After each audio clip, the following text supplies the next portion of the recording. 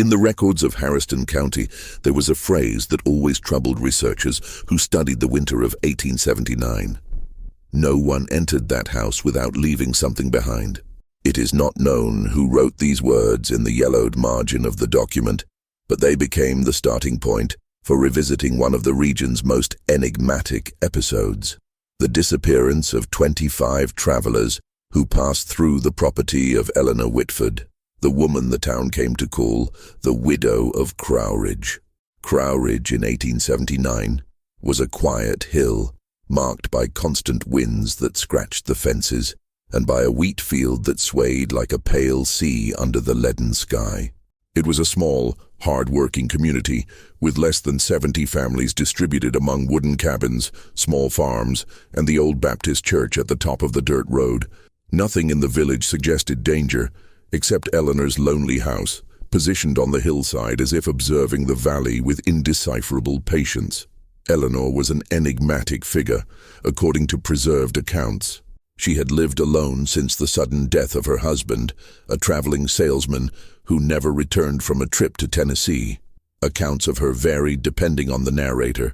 Some said she was kind, reserved, devoted to the small herb garden she cultivated behind the mansion. Others claimed there was a harsh silence about her, a look in her eyes that did not suit women her age. The truth is that no one really knew her. Documents from the time describe the Whitford's house as sturdy, built with thick boards and narrow windows. However, a report attached years later mentions a detail that does not appear in the original construction record: an additional room with no specified function in the basement. Residents called this space the submission room, but none of the archives explain why. The name appears only in testimonies, never in official documents.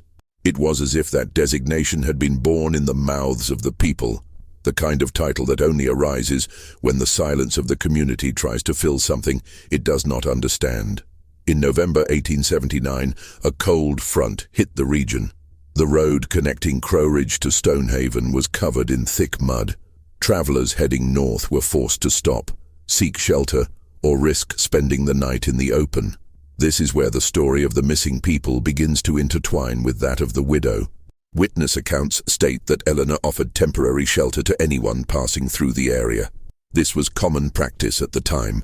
Guests would leave a few coins, help with firewood, clean the barn, and continue on their way. But that winter, something changed. Between late November and mid-December, 25 travelers were seen entering her property and never left. The number is not an estimate. It appears repeated and underlined in 3 different documents, in the statements of 2 farmers, and in Sheriff Milton Reeves' report, dated January 3, 1880. What makes the mystery even more unsettling is that nothing, absolutely nothing, was found in the house to indicate a crime. There were no signs of a struggle, no abandoned belongings, no clothes, no luggage, nothing. Just the residence of a seemingly ordinary widow and a basement whose access was described as unnecessarily reinforced. Before disappearing from official records, the travelers' names appear on loose lists: a tool salesman, 2 brothers on their way to Missouri, a passing teacher, a Methodist preacher, a gray-haired fisherman. People with no connection to each other, united only by the misfortune of crossing Crowridge that season. The researcher who narrates this archive, whose identity is lost among the notes, describes the feeling of handling these old papers as touching the invisible outline of a tragedy that was never fully told. And it is precisely in this outline that the first strange detail emerges. On one of the pages, almost erased by time, there is a note that does not belong to any official report, nor to the sheriff's handwriting. The handwriting is different, tense, slanted. It wasn't the shelter they were looking for. It was her. The mystery begins there. Records prior to the disappearance reveal a peculiar daily life on Crowridge Hill, almost as if life there was organized around rhythms that only Eleanor understood. The mansion, seen from a distance, always seemed too quiet, a building too large for a single person, but inhabited as if each room had an invisible function. Neighbors commented that they rarely saw light in the windows after dark, but smoke constantly rose from the chimney, even on nights when she was not seen lighting the stove. The widow's routine, reconstructed from testimonies, was almost always the same. She woke up before sunrise, drew water from the well, fed a few skinny chickens she kept in the yard, and walked to the top of the hill to watch the road. There was no record that she was waiting for anyone in particular, but it was a firm habit, repeated over the years. No one knew what she was looking for there. In the village, however, opinions were divided. The elders claimed that Eleanor had a rare sense of duty. They said that during the height of typhoid fever, she offered food and herbs to families who could not afford to pay. Others accused her, in hushed tones, of harboring deep resentment since her husband's death. A woman who has suffered as she has always has a dark corner in her heart, a neighbor noted in her testimony. Despite their differences, everyone agreed on one thing. Eleanor knew how to listen. Travelers passing through the village who accepted her hospitality reported that she spoke little but absorbed every word spoken at the table. She did not interrupt or question, but simply observed with attentive eyes. The presence of these travelers was common in the region. The road between Harriston and Stonehaven was busy with merchants, preachers, hunters, and families on the move. Many avoided sleeping along the way, especially in winter, when the freezing nights made the risk of hypothermia very real. For this reason, Eleanor's hospitality was valued. Few had such a large house or were willing to open their doors to strangers. The tragedy of 1879, however, took on disturbing overtones when reports prior to the disappearances were compared. 3 travelers who had passed through the mansion weeks earlier left informal statements with the owners of the local store. They all mentioned the same thing, albeit in different words. The house was too big for the silence. One described the feeling that someone was walking upstairs when, according to Eleanor, only the 2 of them were there. Another reported that in the early hours of the morning he heard long creaks, not from footsteps, but from wood moving as if something heavy were being dragged across the floor. A third mentioned seeing a door in the basement, reinforced with bolts that looked new, in contrast to the rest of the house, marked by decades of wear and tear. These mentions are subtle, but in the later context, they became crucial elements in the historical reconstruction of the case. Eleanor herself seemed to be changing that winter. Reports from neighboring farmers indicate that she had become even more reserved. It was said that she talked to fewer people, avoided the village market, and only went down to buy flour, candles, and salt. The most talked about detail, however, was recorded by 2 witnesses. The widow began to lock the barn, something she had never done before. No one knows what motivated this change. Some believed she feared thieves or wild animals. Others claimed that the barn housed belongings of her missing husband, objects she did not want anyone to touch. But the sheriff's report, written weeks later, leaves an uncomfortable observation. We did not identify anything in the barn, nothing that would justify the padlock. Meanwhile, travelers continued to pass by. Men and women from different regions, of different ages, heading north or west. Winter, with its unexpected rains, turned the road into a trap of deep mud. And, as usual, the house on the hill was the closest option for those who needed to wait out the night. Eleanor, it seems, continued to offer shelter. There are records that she always kept a table set for one more plate. According to one testimony, she seemed to know when someone would arrive. This detail does not appear in any other source, but it was recorded because it intrigued the researcher who organized the archive decades later. How could anyone anticipate the arrival of strangers on such an unpredictable road? The last travelers to be seen on the property, a group of 3 carrying musical instruments, were described as cheerful, kind people, grateful for the gesture of hospitality. The owner of the store reported that they talked about Eleanor's generosity, the warmth they found in the house, and how they intended to continue their journey at dawn. They never reached their destination. The atmosphere leading up to their disappearance was marked by scattered details, almost insignificant when analyzed in isolation. Doors being closed early in Crowridge, families reporting hearing from afar the echo of metallic sounds coming from the hill, and children claiming to have seen light in the basement of the mansion. although Eleanor always insisted she never went down there. Taken together, these fragments create the feeling that something, deeply human but disturbing, was changing inside that house, as if the widow were preparing for something that no one could name. At the end of December, before the disappearances were noticed, a heavy snowstorm hit the region. The wind cut like a knife, the trees bent, and the road became virtually impassable. It is during this period that the chronicler responsible for the archives finds another curious point. There is no record of anyone seeing Eleanor during those days. While the valley was hidden under a thick layer of snow, the house on top of the hill kept its chimney lit day and night. And then travelers began to disappear. The early morning of December 18th, 1879, was marked by such intense cold that Sheriff Milton Reeves himself noted in his report that the air seemed to crackle when it touched the skin.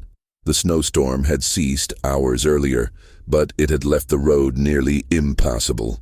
It was on that night that a group of 5 travelers, 2 brothers, a tool salesman, a seamstress, and a young preacher, were last seen entering the narrow path that led to Eleanor Whitford's mansion.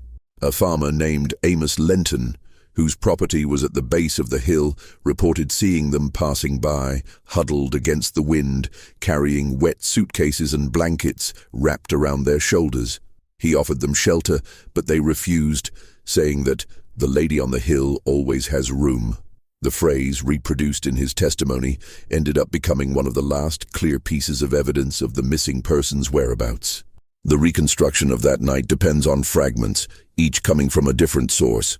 An incomplete letter from one of the brothers, the belated testimony of a neighbor, and a report never finalized by Reeves. When organized in chronological order, they form an imperfect mosaic, but one sufficient to understand what may have happened.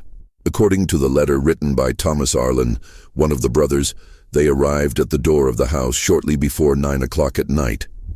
The letter was later found in his pocket, with no specific recipient, the ink partially smudged by moisture. The reception was cordial but quiet, he wrote. Mrs. Whitford seemed tired, but not surprised by our arrival. This detail is striking. How could Eleanor have expected visitors in the middle of a snowstorm without having been warned? It is impossible to know. The letter continues. There was hot soup, and the fire burned brightly in the fireplace. But the silence, it was a kind of silence that made us whisper for no reason. After dinner, Eleanor offered dry blankets and suggested they rest. There is no mention of other guests that night, but Thomas describes hearing through the floor a rhythmic, distant sound, like wood creaking under weight. This is the first direct sign, found in a document from that time, that something was happening on the lower floor, where the so-called submission room was located. Around midnight, according to the testimony of a neighbor who lived half a kilometer away, faint lights could be seen moving on the hill. He described lamps moving back and forth inside the house, something that never happened so late.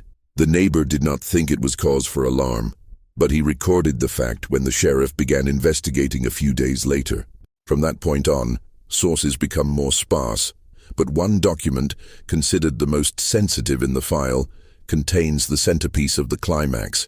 It is Reeves' preliminary report, found years later stored at the back of a closet at the police station. The last page is torn, but what remains is enough to suggest a disturbing sequence. Upon entering the basement, I noticed fresh marks on the wood. The inner door, reinforced with 2 bolts, was ajar.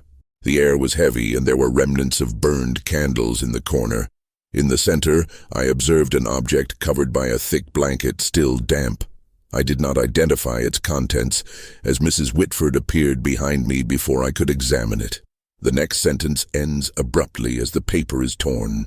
But forensic experts believe this passage describes an inspection carried out by the sheriff days before the disappearances were officially reported, when the travelers' whereabouts were not yet considered alarming. According to that same report, Eleanor showed no discomfort at seeing Reeves there. On the contrary, she calmly said, "Nothing here belongs to you, Sheriff." The original document contains nothing further on this subject. Returning to the night of the disappearance, the last confirmed account comes from one of the Arlen brothers, more precisely from a note found stuck between the floorboards of the guest room. The handwriting is hurried, irregular, as if it had been written in extreme tension. It says, "There's someone walking downstairs, it's not her. The preacher wants to go downstairs to see, but something tells me we shouldn't." The light in the hallway went out by itself. It is impossible to determine whether this note was written shortly before or during the central event, but experts at the time believed that the paper was pressed hard between the boards, as if the author hoped that someone would one day find it. All that is known is that, at dawn, none of the 5 travelers were in the house anymore. Like the previous groups, and like the groups that would disappear next, they simply ceased to exist in the records. The chimney, however, remained lit. Eleanor, according to witnesses, was seen walking around the house that morning, hanging out damp sheets and sweeping the porch with careful movements. This is important. The movement was described as careful, as if she were trying not to wake anyone. But there was no one there. The final development of the climax takes place the following night, when the wind blew strongly again, and a last group of travelers passed by the property. 3 musicians carrying instruments wrapped in thick cloth. They were seen entering the house shortly before dark, and then, like everyone else, they disappeared without a trace. The only material evidence related to them was found days later, when a guitar, damaged without strings, was located stuck in the bushes at the back of the hill. The wood was broken as if it had been thrown with force.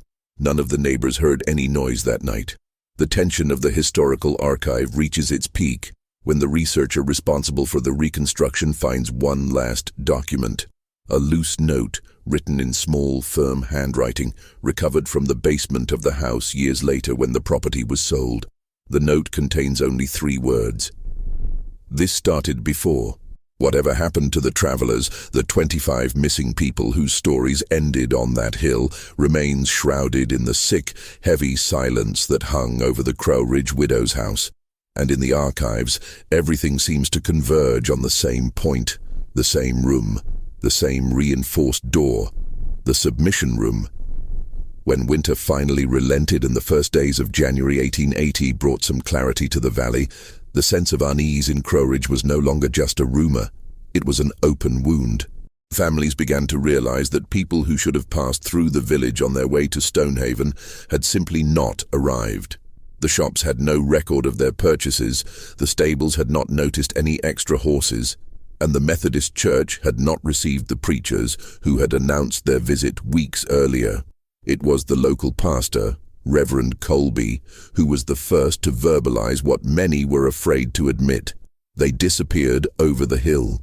The phrase mobilized the community, not because they were looking for someone to blame, but because the region depended on trust between travelers and residents. One disappearance was a tragedy.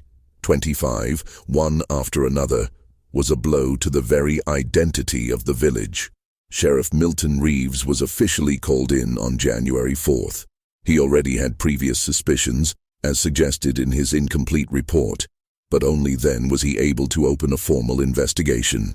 And as the documents of the time indicate, the first place he visited was the home of widow Eleanor Whitford. The mansion, described in detail in the report, was impeccably tidy. The table was set, the stove was still warm, and the beds were clean. Nothing was out of place.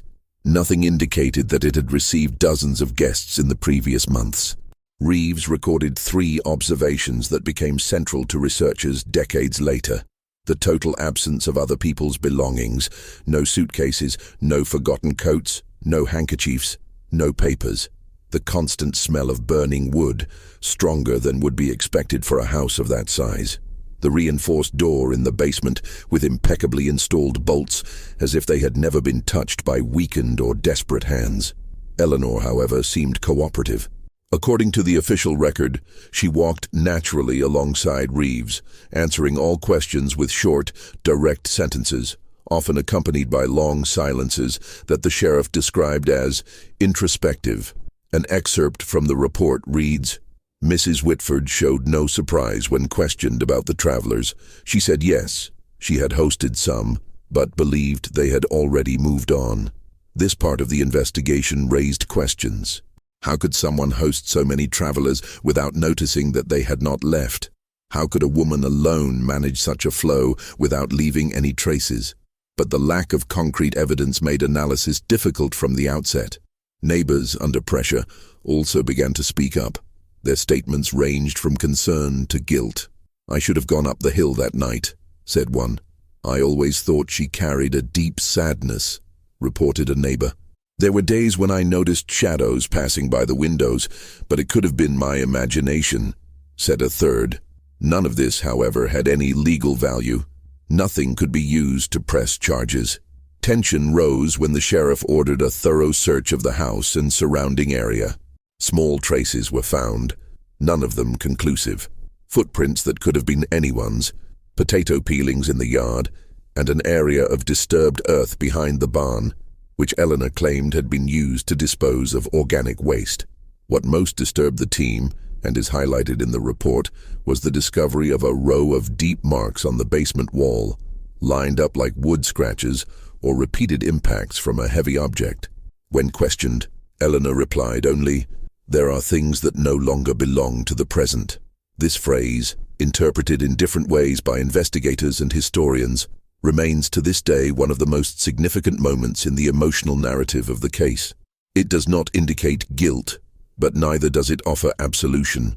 The community, pressured by fear and uncertainty, began to divide.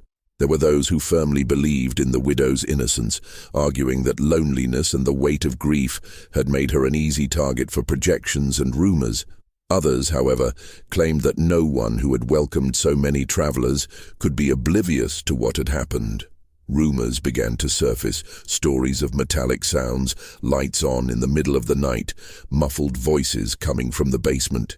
None of this appeared formally in official documents, but researchers who collected oral accounts in the 1930s claim that the collective memory was laden with an ancient, almost shameful pain. The pressure mounted, and Reeves returned to the house one last time. The report mentions that Eleanor was sitting on the porch, a dark shawl draped over her shoulders, staring at the snow-covered road. He approached her and asked for the last time, "I need to know what happened here." Her response, dry, restrained, without raising her voice, was preserved because the sheriff wrote it down immediately. "What happened didn't start with me." This is the most human turning point in the entire story. Eleanor confessed nothing. She denied nothing. She merely hinted that there was a past, perhaps connected to her husband, perhaps to the house, perhaps to old choices, that had set a tragedy in motion long before the travelers arrived on the hill. Without evidence, Reeves could not arrest her. The law at the time required material evidence, and the case offered none. Eleanor remained in the house. The community, however, never treated her the same again. Doors began to close when she walked down the street. Conversations ceased, and the name of the hill, previously just Crowridge, began to be whispered with a mixture of suspicion and fear. The sheriff's final report concludes with a phrase that would become famous among scholars of the case. "Absence can be as solid as any body." And so the case of the 25 missing travelers went down in history, not as a proven crime, but as a void that no one could fill. No new evidence was found, no suitcases, no letters, no bones. The snow that winter seems to have swallowed everything. As the years passed, and the collective memory of Crowridge began to settle into the dust of decades, the case of the missing travelers ceased to be a daily topic of conversation and came to live only in drawers, hushed conversations, and archives that few dared to consult. Time, however, does not erase everything. It merely shifts the weight of the questions, and some of them remain, even when almost no one is alive to answer them. The researcher who gathered the documents that gave rise to this account, probably in the 1930s, although his name has never been confirmed, left marginal notes that reveal more about his concerns than about the case itself. He described the feeling of climbing the abandoned hill where Eleanor Whitford's mansion stood as a return to a silence that seems greater than the landscape itself. The house, already deteriorated, had broken windows, loose boards, and a thick layer of dust, so old that it seemed part of the structure. But still, according to him, there was something there. Not a secret, not a ghost, but an absence molded into the shape of a place. Eleanor lived there until her last days. She died in 1912, of natural causes according to medical records. No heir claimed her estate.